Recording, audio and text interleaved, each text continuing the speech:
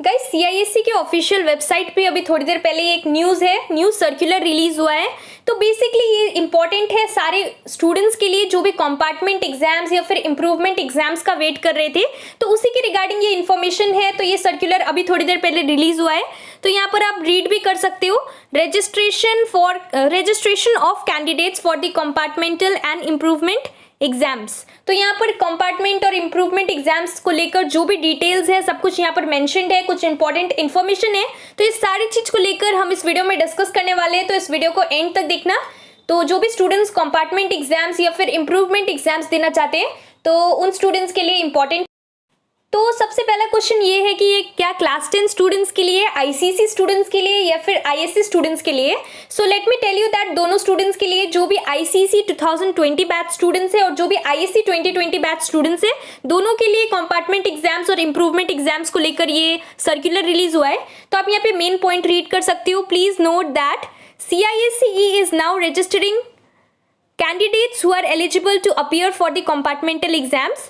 तो CISCE is also registering candidates for the improvement examinations, that is for subjects or papers for which the examinations were not conducted and the candidates were awarded imputed marks.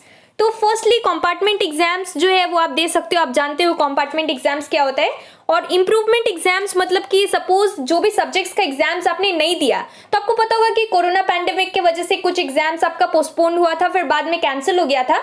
तो उन subjects का marks जो है वो आपको on the basis of your examinations which you had already given, it was given on that basis। तो जो भी मेथोडोलॉजी यूज हुआ था, कैलकुलेशन हुआ था मार्क्स का, तो वो सब्जेक्ट्स के लिए जिन सब्जेक्ट्स का एग्जाम्स आपने नहीं दिया, तो उन सब्जेक्ट्स का जो कि मार्क्स है वो अगर आप इंप्रूव करना चाहती हो तो उसके लिए इंप्रूवमेंट एग्जाम्स है।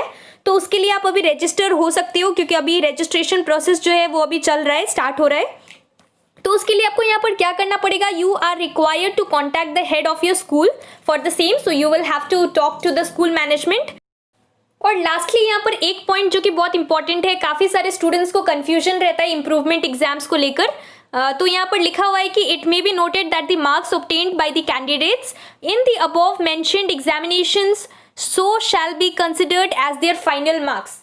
सो हम यहाँ पर एक एग्जाम्पल ले लेते हैं। सपोज कि कोई भी आईसीएसई 2020 बैच स्टूडेंट था, जिसे फिजिक्स में सपोज मान लो कि कोई भी सब्जेक्ट ले लो, तो सपोज फिजिक्स में उसे 60 मिला और उसको इंप्रूवमेंट एग्जाम्स देना है। If you want to give improvement exams और उसमें सपोज आपका 70 आ जाता है, तो आपका जो कि फाइनल मार्क्स है ये 70 है। ऐसा नहीं है कि इंक्रीज हुआ इसीलिए 70 है, बट मान लो कि अगर उसे सपोज 60 के जगह 70 नहीं मिलकर अगर 60 मिलता है या फिर बिलो 60 मिलता है, तो वो भी उसका फाइनल मार्क्स होगा। जो कि पहला वाला था that is going to be of no use, और जो कि फाइनल मार्क्स वही कंसिडर होगा जो कि इंप्रूवमेंट एग्जाम्स आप दोगे।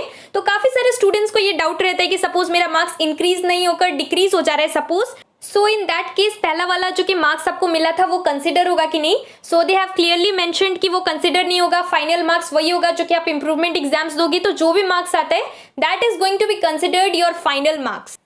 एंड और एक इंपॉर्टेंट चीज, the last date for registering for this examinations is 22 of September, यानी कि 22 ऑफ सेप्टेम्बर तक लास्ट डेट है आपको रजिस्ट्रेशन प्रोसेस के लिए। तो उसके लिए आप स्कूल को कॉन्टैक्ट कर सकते हो जिन स्टूडेंट्स को कंपार्टमेंट या फिर इंप्रूवमेंट एग्जाम्स देना है।